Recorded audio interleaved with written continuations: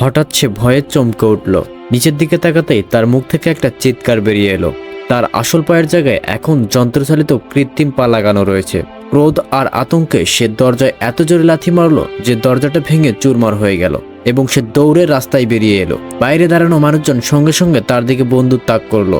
কিন্তু ঠিক সেই মুহূর্তে সে অনুভব করলো তার নতুন পায়ের মধ্য দিয়ে এক অদ্ভুত এবং অপ্রতিরোধ্য শক্তি প্রবাহ হতে চলেছে। এক মুহূর্তে সে কয়েকশো মিটার দূরত্ব পার হয়ে গেল। তার গতি এতটাই অবিশ্বাস্য ছিল যে বুলেটগুলো তার পর্যন্ত নাগাল পেল না। আজকের মুভির গল্পটা আপনাকে সত্যিই মুগ্ধ করতে চলেছে, তাই স্কিপ না করে সম্পূর্ণও দেখুন। আর যদি চ্যানেলে নতুন হয়ে থাকেন তাহলে অবশ্যই চ্যানেলটি সাবস্ক্রাইব করবেন। তাহলে চলুন গল্প শুরু করা যাক। ছেলেটির নাম ছিল নিক। মাত্র কয়েকদিন আগেও সে একটা কলেজের ছাত্র ছিল। পড়াশোনায় সে ছিল সেরা এবং হ্যাকিংয়ে দক্ষ। জাতীয় বিজ্ঞান থেকে শুরু করে ভূগোল পর্যন্ত এমন কমই বিষয় ছিল যে সে জানতো না। কিন্তু ছোটবেলা থেকে তার পায়ে একটা রোগ ছিল, যার কারণে সে ক্রাসের সাহায্যে হাঁটতে বাধ্য হতো। সেদিন সে তার গার্লফ্রেন্ড হেলি এবং তার বন্ধু জোনার সাথে একটি রোড ট্রিপে ছিল। তারা হেলির জিনিসপত্র স্থানান্তর করতে সাহায্য করছিল। হঠাৎ সন্ধ্যার দিকে সে একটা রহস্যময় হ্যাকারের কাছ থেকে একটি মেসেজ পেল। অনলাইনে তাদের মধ্যে দীর্ঘদিন ধরে দ্বন্দ্ব চলছিল, কিন্তু এবার হ্যাকার সরাসরি হেলির ল্যাপটপ হ্যাক করে এবং তার প্রতিটি গতিবিধি পর্যবেক্ষণ করছিল। সে তখনই হ্যাকারের অবস্থান ট্রেস করতে শুরু করলো। জোনা পরামর্শ দিল যে তাদের এই হ্যাকারকে খুঁজে বের করে একবারের জন্য হলেও সবক শেখা উচিত। কিন্তু নিকের মেজাজ ইতিমধ্যেই খারাপ হয়ে গেছিল। নিক মনের গভীরে অনুভব করছিল যে হেলি তার শারীরিক অবস্থার কারণে তাকে ছেড়ে যেতে চাইছে, আর এই ট্রিপটা আসলে ব্রেকআপের একটা অজুহাত মাত্র। রাগের মাথায় সে মনে মনে সিদ্ধান্ত নিল যে সে যে কোনো উপায়ে হ্যাকারকে খুঁজে বের করবেই। পথে হ্যাকার ট্রাফিক ক্যামেরায় তোলা তাদের গাড়ির ছবি পাঠিয়ে পাঠিয়ে তাদেরকে আরও বেশি উস্কাতে থাকে। জিপিএস এর লোকেশন শেষ পর্যন্ত তাদেরকে একটি নির্জন জায়গার মাঝখানে একটি বিচ্ছিন্ন কেবিনের দিকে নিয়ে গেল। নিকার জোনা ভেতরে গিয়ে সবকিছু রেকর্ড করতে করতে জায়গাটা তল্লাশি করতে লাগলো। হঠাৎ বাইরে থেকে হেলির চিৎকার ভেসে এলো। সে দৌড়ে বাইরে আসতেই দেখলো যে হেলি বাতাসে উপরে উঠে যাচ্ছে। পরের মুহূর্তে একটি চোখ ধাঁধানো সাদা আলো সরাসরি তাদের মুখের উপর পড়লে তারা জ্ঞান হারিয়ে ফেলে। এরপর কতটা সময় কেটে গেছে কেউ জানতো না। যখন সে চোখ খুলল দেখলো সে একটি হুইল চেয়ারে বসে আছে এবং তার পুরো শরীর অচল।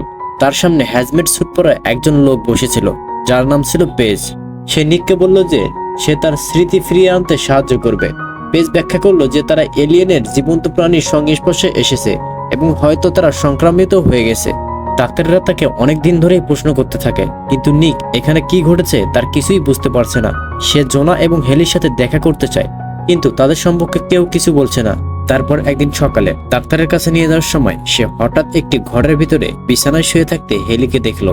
সে তার সাথে দেখা করতে চাইলো, কিন্তু তারা তাকে অনুমতি দিল না। এরপর সে তার ঘরে ফিরে এলে পাশের ঘর থেকে তার বন্ধু জোনার গলার আওয়াজ শুনতে পেল। সে জোনাকে ডাক দিয়ে বলল, আমি আজ হেলিকে দেখলাম, কিন্তু তারা আমাকে তার সাথে দেখা করতে দিল না। এছাড়াও আমি আমার পা অনুভব করতে পারছি না। জোনা তাকে বলল যে তারা তাকে কোনো একটা পানীয় খাইয়েছে। এরপর থেকে তার হৃদয় আর স্বাভাবিক মনে হচ্ছে না। এখন দুইজনে সিদ্ধান্ত নিল যে তারা চারপাশে যা কিছু দেখবে সব তথ্য একে অপরের সাথে ভাগ করে নেবে। এরপর নিক তার আশেপাশে প্রতিটি জিনিসের সূক্ষ্মভাবে পর্যবেক্ষণ করতে শুরু করলো। কোন কোড কোন দরজা খুলে এবং কোন কোন মানুষগুলো তাদের সাথে কথা বলতে দেওয়া হয়, সবকিছু সে যত্ন সহকারে লক্ষ্য হতে লাগলো। আবারও ডাক্তারেরা নিককে দেখা করতে ডাকলো।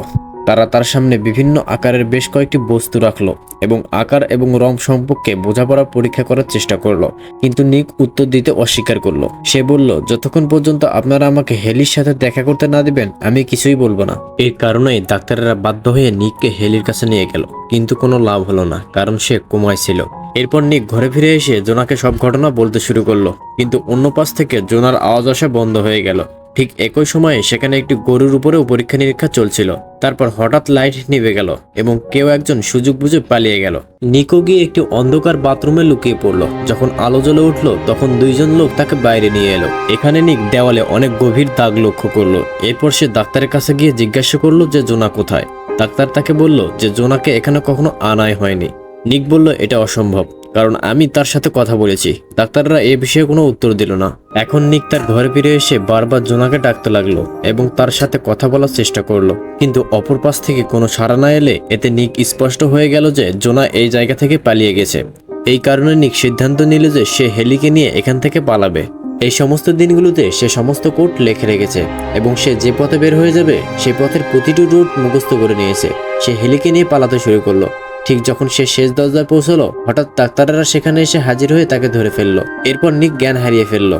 যখন সে জ্ঞান ফিরে পেল, দেখলো সে হেলির ঠিক পাশের বিছানায় শুয়ে আছে এবং তাকে স্পর্শ করার আগে সেখানকার কর্মীরা তার হাত ধরে ফেললো। হেলি আবার জ্ঞান হারিয়ে ফেললো। এখন নিক সেখানকার কর্মীদের সাথে লড়াই শুরু করলো এবং হস্তাহস্তির সময় সে বিছানা থেকে পড়ে গেল। এতে কর্মীরা ভয় পেয়ে গেল এবং ঘর থেকে পালিয়ে গেল। নিক তখন লক্ষ্য করলো যে তার আসল পা দুটো কেটে ফেলা হয়েছে এবং সেখানে রোবোটিক পা লাগানো হয়েছে। এখন সে সত্যিই হাঁটতে পারছে।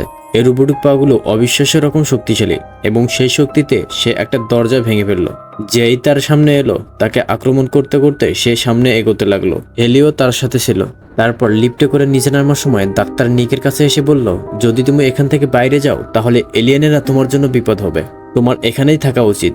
কিন্তু নিক ডাক্তারের কথায় কান দিল না। একটি লম্বা টানেলের মধ্যে যাওয়ার পর সে অবশেষে সেখান থেকে বেরিয়ে এলো। বাইরে আসতেই হেলিও জ্ঞান ফিরে পেল।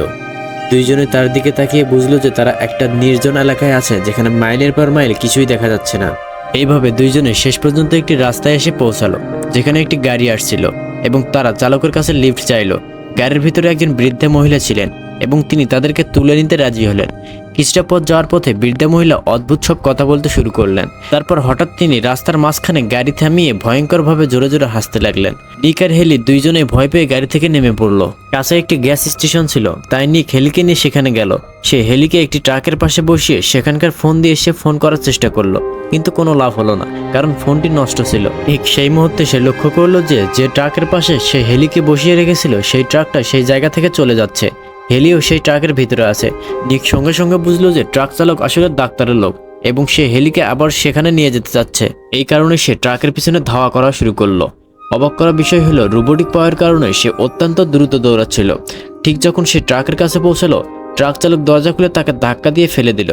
কিন্তু নিক এখন যে কোনো মূল্যে হেলিকে ফিরিয়ে আনতে চায়, তাই সে আবারও ট্রাকের পিছনে ছুটতে লাগলো। ট্রাকটি অনেক বেশি গতিতে চললেও সে তার রোবোটিক পা ব্যবহার করে সেটার নাগাল পেতে সক্ষম হলো। ট্রাকের ভিতর হেলি একটি বন্দুক খুঁজে পেল। সে ট্রাক চালককে বন্দুকের মুখে জিম্মি করলো। তারপর দুইজনা ট্রাক চালককে সেখানে ফেলে দিয়ে নিজেরাই ট্রাক নিয়ে পালিয়ে গেল। অনেক লম্বা পথ পাড়ি দেওয়ার পর তারা একটি মৃত পথে এসে পৌঁছালো যেখানে রাস্তা সম্পূর্ণভাবে শেষ হয়ে গেছে। কিন্তু তখন নিক বুঝলো যে তারা আবার একই রাস্তাতে ফিরছে। সেই মুহূর্তে তারা কাছে একটি ভিজিটর সেন্টার লক্ষ্য করলো। ভিজিটর সেন্টারে ঢুকে তারা জায়গাটির একটি মানচিত্র খুঁজে পেল।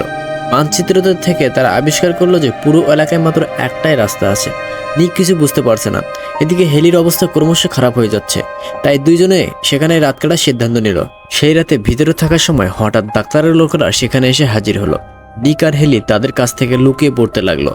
লুকানোর সময় তারা হঠাৎ দেখতে পেল যে তাদের বন্ধু জোনাও তাদের সঙ্গে আছে। সেই একই জোনা যে আগে সেখান থেকে পালিয়ে গিয়েছিল। জোনার হাত দুটো পুরোপুরি রূপান্তরিত হয়ে গেছে, অর্থাৎ নিকের রোবোটিক পায়ের মতোই তাকেও রোবোটিক হাত দেওয়া হয়েছে। এই কারণে আগে জোনা সেখান থেকে পালানোর সময় দেওয়ালে এত গভীর দাগ পড়েছিল। নিকও লক্ষ্য করলো যে তার হাতে যে সংখ্যাটি লেখা আছে সেই সংখ্যাটি হেলির গলাও লেখা আছে। জোনা বলল, যদি এই সংখ্যাটি যোগ করা হয় তাহলে মোট 51 হয়। এর মানে আমরা এরিয়া নাম্বার 51 আছি, যেখানে বিজ্ঞানীরা নতুন নতুন পরীক্ষা চালায় আর তারা আমাদের উপরও পরীক্ষা চালাচ্ছে। এই কারণে তোমার পা আর আমার হাত দুইটো পরিবর্তন হয়ে গেছে। তাদের কাছে আমরা একটি ল্যাবরেটরির এদুরের মতো পরীক্ষার বিষয় ছাড়া আর কিছুই নয়। এরপর ডাক্তারের লোকেরা সেখান থেকে চলে যাওয়ার পর পরের দিন সকালে তারা তিনজনে আবারও একটি ট্রাকে করে সেই জায়গা থেকে পালানোর জন্য এগিয়ে গেল। কিছুটা পথ যাওয়ার পর তারা সামনে একটি চেক পয়েন্ট দেখতে পেল। যদিও তারা ট্রাক দিয়ে সেটা পার হওয়ার চেষ্টা করছিল, কিন্তু সামরিক বাহিনীর একটা বিশাল পিলার ব্যবস্থার মাধ্যমে তাদের ট্রাকটা আটকে দিল, যেটা শুধুমাত্র অপারেটিং সিস্টেমের মাধ্যমেই সরানো যাবে। এখন জোনা ট্রাক থেকে নেমে ল্যাপটপটি যে ঘরে আছে সেখানে পৌঁছলো, কিন্তু পিলার সরানোর আগে একটি বুলেট এসে তার চশমায় আঘাত করলো, যার কারণে তার দৃষ্টিশক্তি ঝাপসা হয়ে গেল। এর মানে হলো এখন সে কোড প্রবেশ করতে পারতেছে না আর সিস্টেম হ্যাকও করতে পারতেছে না। এই কারণে সে বাইরে ফিরে আসতে বাধ্য হলো। তারপর তার রোবোটিক হাতের অসীম শক্তিতে সে পিলারটি ভেঙে গুড়িয়ে দিল। এরপর নিক আর হেনি সেখান থেকে পালাতে সক্ষম হলো, কিন্তু জোনা পিছনেই থেকে গেল। সে ইতিমধ্যে বেশ কয়েকটি বুলেটের আঘাত পেয়েছে। জোনার এই আত্মত্যাগ দেখে নিক আর হেলি দুইজনের চোখের জল এসে গেল। এখন তারা একটানা এগিয়ে যেতে লাগলো এবং শেষ পর্যন্ত সামনে একটি বিশাল সেতু দেখা গেল, কিন্তু সেতুর একদম মাঝখানে দাঁড়িয়ে আছে ডাক্তার। তাদের ট্রাক তাদের কাছে পৌঁছানোর আগে ডাক্তারের লোকেরা রাস্তায় কিছু একটা ছুঁড়ে মারলো, ট্রাকের চাকা ফাটিয়ে দিল এবং ট্রাকটি উল্টে গেল। হেলি মারাত্মকভাবে আহত হয়ে জ্ঞান হারিয়ে ফেললো। ঠিক সেই মুহূর্তে একটি লোক হেলিকপ্টারে এসে হেলিকে তুলে নিয়ে গেল। নিকও মারাত্মকভাবে আহত হয়েছে। কিন্তু সমস্ত শক্তি দিয়ে সে আবারও উঠে দাঁড়ালো। উনি তার দৃষ্টি গেল ডাক্তারের নাম ট্যাগের দিকে, যেখানে লেখা ছিল ডেমন। বাস্তবে ডাক্তারের নাম ছিল ডেমন, আর নিক যখন সেটা উল্টা করে পড়লো বুঝলো এইটা আসলে সেই একই হ্যাকার যে তাদের রহস্যময় বার্তা পাঠিয়েছিল এবং কলেজের সার্ভার হ্যাক করে নিক ও তার বন্ধুর উপর দোষ চাপিয়ে দিয়েছিল। এখন ডাক্তার নিজেই সবকিছু স্বীকার করলো। সে বলল, হ্যাঁ, আমি তোমাদের কলেজের সার্ভার হ্যাক করেছিলাম এবং তোমার বন্ধুর উপর দোষ চাপিয়ে দিয়েছিলাম। আমরা হেলিস সিস্টেমও হ্যাক করেছিলাম এবং তার অ্যাকাউন্ট থেকে তোমাকে বার্তা পাঠিয়েছিলাম। আমরা তোমাদেরকে এতটাই উস্কে দিয়েছিলাম যাতে তুমি শেষ পর্যন্ত আমাদের কাছে এসে পৌঁছাও। তোমার বন্ধু আজ যে অবস্থায় আছে তার জন্য তুমিই দায়ী। তারপর সে সত্যটা প্রকাশ করে বলল, আমরা মানুষের উপর এলিয়েনের প্রযুক্তি ব্যবহার করি। এখন পর্যন্ত আমরা যাদের উপর পরীক্ষা নিরীক্ষা চালিয়েছি তাদের মধ্যে তুমিই আমাদের সেরা বিষয়, যে সম্পূর্ণরূপে রোবটিক পা তার শরীর এবং মস্তিষ্কের সাথে মানিয়ে নিয়েছে। এর মানে হলো তুমি আমাদের সব থেকে ভালো পরীক্ষার ফল। এই সব শুনে নিক ভয়ঙ্কর ক্রোধে ফেটে উঠল। রোবটিক পা শক্তিতে সে অবিশ্বাস্য গতিতে সেতুর দিকে দৌড়াতে শুরু করলো। তার গতি অবিশ্বাস্য রকম বেড়ে গেলে সে হঠাৎ একটি অদৃশ্য দেওয়ালের সাথে ধাক্কা খেল। সেই আঘাতে জোরে দেওয়ালের অন্য পাশে চলে গেল। পিছনে তাকিয়ে সে দেখলো ডাক্তার সেখানে দাঁড়িয়ে আছে। ডাক্তার তার হেলমেট খুলে ফেললো এবং নিক বুঝলো যে সে মোটেও মানুষ নয়, সে আসলে একটি রোবটিক এলিয়েন। তারপর নিক সামনে তাকালো এবং সে দেখলো মহাকাশ। সেই মুহূর্তে সে বুঝলো যে সে আর পৃথিবীতে নেই, বরং একটি এলিয়েন মহাকাশযানের ভিতরে আছে। এইভাবেই আমাদের গল্পের সমাপ্তি ঘটে। যদি এর নেক্সট পার্ট আসে তাহলে অবশ্যই এক্সপ্লেইন করব ইনশাআল্লাহ। তো যদি ভিডিওটা ভালো লেগে থাকে তাহলে অবশ্যই চ্যানেলটা সাবস্ক্রাইব করতে ভুলবেন না। ধন্যবাদ, আবার দেখা হবে অন্য কোনো ভিডিওতে।